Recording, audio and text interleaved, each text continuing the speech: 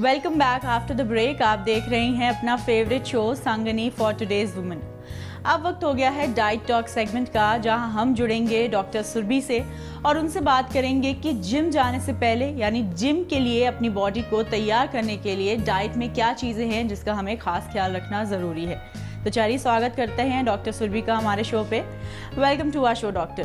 Thank you doctor. सबसे पहला सवाल यह है कि अगर कोई भी इंडिविजुअल जिम जाना शुरू करना चाहता है तो उससे पहले डाइट में किन चीज़ों का खास ख्याल रखना चाहिए? देखिए, अगर हम नॉर्मल डाइट की बात करते हैं तो नॉर्मल डाइट में सबसे बड़ा रोल आता है कॉम्प्लेक्स कार्बोहाइड्रेट्स का और प्रोटीन का। जैसे कि हमने कॉम्प्लेक्स कार्बोहाइड्रेट्स की बात बोली तो जैसे होल ग्रेन्स हो गया, गेहूं हो गया, आलू हो गया, वेजिटेबल्स हो गई, ये भी एक तरीके से कॉम्प्लेक्स कार्बोहाइड्रेट्स हैं, तो ये आपकी नीड को पूरा कर सकता है। और अगर हम प्रोटीन की बात करते हैं तो बिल्कुल सही बात है, एग लेना बहुत अच्छा है, पर जो एग की मात्रा है वो कुछ हद तक जैसे 2 से 3, और वो मात्रा भी आप अपने प्रोफेशनल डॉक्टर या डाइटिशियन को बोलें डिसाइड करने के लिए, क्योंकि बहुत ज़्यादा प्रोटीन भी एक तरीके से आपकी बॉडी के लिए अच्छा नहीं होता है। और अगर आप प्लांट सोर्सेज की प्रोटीन की बात करते हैं, जैसे कि दालें हो गई, लोबिया हो गया, राजमा हो गया, चना हो गया, इन सब चीज़ों को डेली रूटीन में आप अपनी डाइट में शामिल कर सकते हैं। इसके अलावा अगर हम कंपेयर करें डाइट को तो रोज़ के अनुसार जब हम जिम जाते हैं तो क्या बॉडी की रिक्वायरमेंट होती है और उस हिसाब से हमें डाइट को कैसे रेगुलेट करना चाहिए, हमारे दर्शकों को बताइए। देखिए,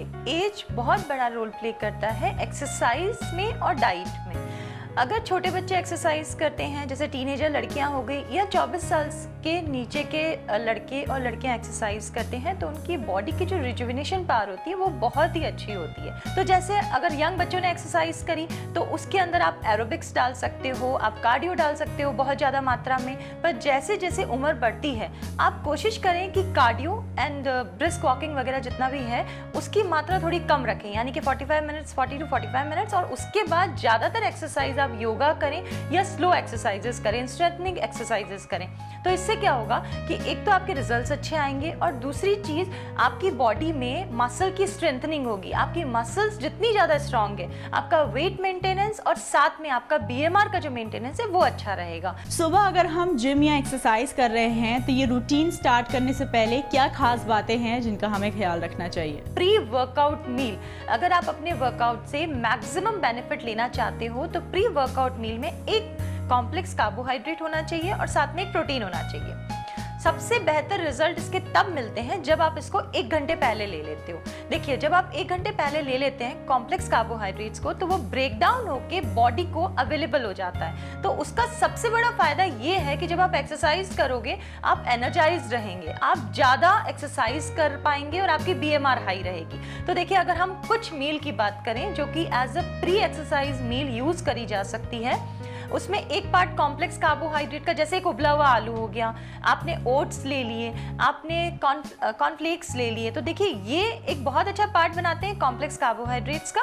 और अगर हम प्रोटीन की बात करते हैं तो प्रोटीन के लिए आपको कोई भी प्रोटीन सप्लीमेंट लेने की जरूरत नहीं है। जैसे आपने पीस उबाल के ले लिए, आपने राजमा उबाल के ले लिया 1 कटोरी, अराउंड 100 ग्राम की सर्विंग, और 1 घंटे पहले लिया, तो एक बहुत ही आइडियल मिक्सचर बनता है प्रोटीन का, कॉम्प्लेक्स कार्बोहाइड्रेट्स का, और आपके वर्कआउट से आप मैक्सिमम बेनिफिट ड्रॉन कर सकते हैं। पोस्ट जिम यानी जिम के बाद हमें अपनी डाइट में क्या चीज़ इंक्लूड करना चाहिए और क्या खास बातें हैं जिसका ख्याल रखना चाहिए ताकि हमारी बॉडी की एनर्जी लॉस ना हो?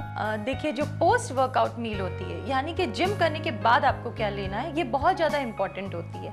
बहुत ज़्यादा इंपॉर्टेंट क्यों होती है? क्योंकि आपका मसल वेस्टिंग होता है इस टाइम में, मसल्स टूटती हैं, बहुत ज़्यादा हेक्टिक एक्सरसाइज या माइल्ड एक्सरसाइज भी करने से बॉडी एक तरीके से बॉडी के सेल्स को थोड़ा बहुत नुकसान होता है। तो देखिए, सबसे पहली चीज़ तो ये है कि अगर आपको थकान होने लग जाए, कई बार मैंने सुना है कि हमें अपने रेजिम के अंदर ही बीच में थकान होने लग जाती है, तो उसके लिए सबसे बढ़िया चीज़ ये है कि जिसके अंदर सोडियम एंड पोटेशियम का बैलेंस पूरा हो, यानी कि आप अपने साथ मट्ठा रख सकते हो, आप अपने साथ गर्म पानी रख सकते हो, आप अपने साथ नींबू पानी रख सकते हैं। जैसे ही आप एक्सरसाइज करते हो सबसे पहली चीज़ ये होती है कि हमें सिंपल कार्बोहाइड्रेट लेने चाहिए। अब सिंपल कार्बोहाइड्रेट ये हो गया कि आप अपने साथ जैसे आपने फ्रेश फ्रूट जूसेस हो गए, आप वो ले सकते हो। कुछ लोग वेजिटेबल जूसेस प्रेफर करते हैं, तो वो भी एक बहुत अच्छा तरीका है। जैसे ही आपने सिंपल कार्बोहाइड्रेट्स लिए, किसी भी तरीके का जूस लिया, बॉडी का जो ग्लाइकोजन रिप्लीशन हुआ, यानी कि जो ग्लाइकोजन हमारी बॉडी में जो सेव्ड होता है वो निकला, कहीं हद तक आपको इसकी कैलोरीज मिल जाती है।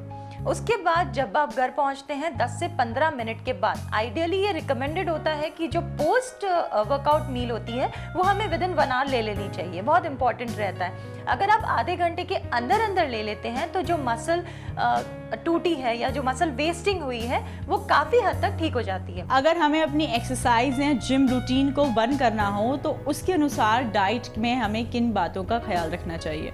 देखिए, जनरली जब लोग मेरे पास आते हैं उनमें एक बहुत बड़ा मिथ होता है कि हम अभी जिम कर रहे हैं और जब हम जिम छोड़ देंगे तो उसके बाद वेट गेन हो जाएगा। बिल्कुल सही बात है। देखो, अगर हम साइंटिफिकली चलते हैं, अगर आप कोई डाइट फॉलो कर रहे हो या आप कोई जिम जा रहे हो और फिर आप उसको छोड़ दोगे तो वेट गेन होगा। तो देखिए, सबसे पहली चीज़ आप अपनी BMR के हिसाब से अपनी मेंटेनेंस डाइट अपने डॉक्टर से, अपने डाइटिशियन से आप बनवा लें। दूसरी चीज़, जब आप जिम नहीं जा रहे हो तो सबसे ज़्यादा इंपॉर्टेंट है आपका जो भी रेजिम था, भले 45 मिनट्स अपने जिम को देते थे या 1 आवर अपने जिम को देते थे, आप जितना भी टाइम अपने जिम को देते थे आप इंश्योर करें कि उतना ही टाइम घर पे भी आप अपनी एक्सरसाइज को देंगे। देखिए, आप किस तरीके से कर सकते हो। आप जिम जाके कार्डियो करते थे, आप उसकी जगह ब्रिस्क वॉकिंग अपने घर पे कर सकते हो। ब्रिस्क वॉकिंग का ये मतलब बिल्कुल भी नहीं है कि आप धीरे धीरे चल रहे हैं। ब्रिस्क वॉकिंग का मतलब ये है कि जितनी भी देर आप करें आपको बहुत तेज चलना है, साथ में आपको पसीना आना चाहिए। चाहे पसीना आए ना आए, आपका जो सांस उखड़ना जिसको बोलते हैं वो होना चाहिए। तो आप ब्रिस्क वॉकिंग कर सकते हो। साथ में अगर हम कार्डियो की बात करते हैं तो कार्डियो में आप जैसे रस्सी कूद सकते हो, आप जॉगिंग कर सकते हो घर पे। तो ये रेजिम आपको मिनिमम 45 मिनट्स का मेंटेन करना चाहिए, जितना आप जिम जाके कर रहे थे मिनिमम उतना, और उसके बाद 15 to 20 मिनट्स आप योगा कर सकते हो। तो जहाँ पे आपकी मसल स्ट्रेंथनिंग की बात आती है, जहाँ पे आपके वेट मैनेजमेंट की बात आती है, इंच लॉस की बात आती है, जितना भी आपने इंच लॉस करा है, अगर आप योगा प्रॉपर तरीके से करते हो तो वो वैसे की वैसे बना रहेगा। तो देखिए, भले आप जिम जा रहे हैं या नहीं जा रहे हैं, डाइट फॉलो कर रहे हो या नहीं कर रहे हो, आपको एक प्रॉपर रेजिम फॉलो करना बहुत ज़्यादा ज़रूरी है। Thank you so much doctor Surabhi, आप हमारे शो पे आए और आपने हमें इतनी वैल्यूएबल इन्फॉर्मेशन दी। Thank you. दोस्तों, अगर आपके पास हैं कोई सवाल, सजेशंस या फीडबैक जो आप हम तक पहुंचाना चाहते हैं तो ये सारी इन्फॉर्मेशन आप हम तक पहुंचा सकते हैं हमारे फेसबुक पेज के जरिए।